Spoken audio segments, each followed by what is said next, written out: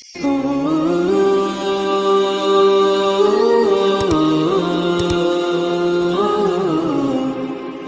کرام رضی اللہ تعالیٰ عنہم اجمعین کے قلب و دماغ میں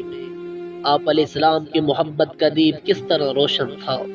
آپ کے قلوب کی چنگاری عشق مصطفیٰ میں کیسے سلگتی تھی،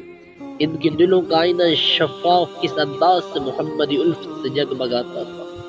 آپ کی خوشی کو خوشی اور آپ کی تکلیف کو اپنی تکلیف سمجھ کر کس طرح انہوں نے وطن سے بے وطن اور گھروں کے گھر چھوڑ دیے تھے، وہ اپنی اولاد اور جانوں کو کس اعلیٰ انداز سے آپ علیہ السلام کی چوکھٹ پر قربان کرتے تھے۔ ان کی مثالوں سے تاریخ اسلام روشن ہے، حدیث کی ہزاروں گلدستے ان عطر سبز کہانیوں سے ہم شام جان کو معطر کر رہے۔ میرا جی چاہتا ہے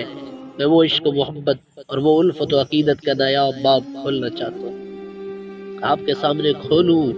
اور ان سچے اور ایمان افروز واقعات سے صحابہ کرام رضی اللہ تعالیٰ عنہ اجمعین کی درخشندہ تاریخ سے میں آپ حضرات کو بیاں کروں کہ وہ کیسے عظیم انسان تھے، جن کی تعریفوں میں آج 1400 سال تک اور قیامت کی صبح تک جن کی شان اور عظمت میں قرآن بولتا رہے گا، ثنا خوانی کرتا رہے گا۔ سیدنا صدیق اکبر نے جب اسلام قبول فرمایا، آپ علیہ السلام کی غلامی کا شرف حاصل کیا، تو آپ نے سب سے پہلے توحید باری تعالیٰ پر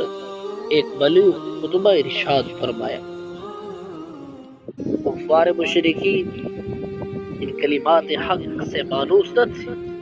یہ آواز ان کے باپ داداؤں کے عقائد کے خلاف تھی۔ سنتے ہی آپ پر ٹوٹ پڑے، آپ کو اس قدر زد و خوب کیا کہ دیکھنے والوں کو آپ کی موت کا یقین ہو گیا ہے۔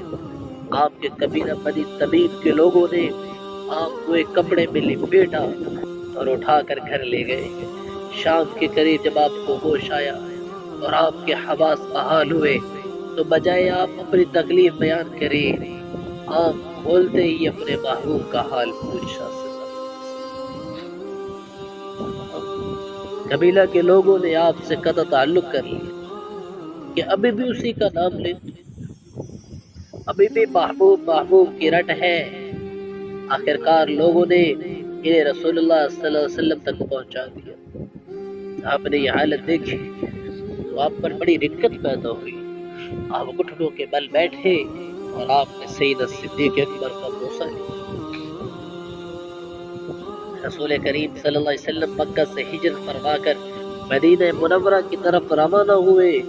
تو صدیق اکبر رضی اللہ تعالیٰ عنہ کے سفر تھے۔ رات کی تاریکی میں دونوں برابر چل رہے تھے، پیچھے کفار و مشرکین کا تعاقب کا خطرہ تھا، مگر مکہ مکرمہ سے 4-5 میل کے فاصلے پر غار ثور تھا، جہاں راستہ بے حد دشوار گزار تھا۔ آپ کے قدم مبارک زخمی ہوئے جاتے تھے۔ آپ نے رحمت للعالمین صلی اللہ علیہ وسلم کو اپنے کندھوں پر اٹھا لیا، آخر غار تک پہنچے، غار ثور تک، اور صدیق اکبر رضی اللہ تعالیٰ عنہ نے آپ صلی اللہ علیہ وسلم کو بائیں ٹھہرایا اور خود اندر گئے، غار کو صاف کیا، تن کے کپڑے پھاڑ پھاڑ کے غار کے سوراخ بند کیے، اپنے امامے کو پھاڑ پھاڑ کے سوراخ بند کیے، اور ایک سوراخ بند نہ ہو سکا تو اس پر اپنے پاؤں کے انگوٹھے سے اور بعد میں ایڑی ہے پڑی ایڑی سے بند کر کے بیٹھ گئے۔ حضور اسلام اندر تشریف لائے، آپ نے آپ کی زانوں پر سر مبارک رکھ کر آپ سو گئے۔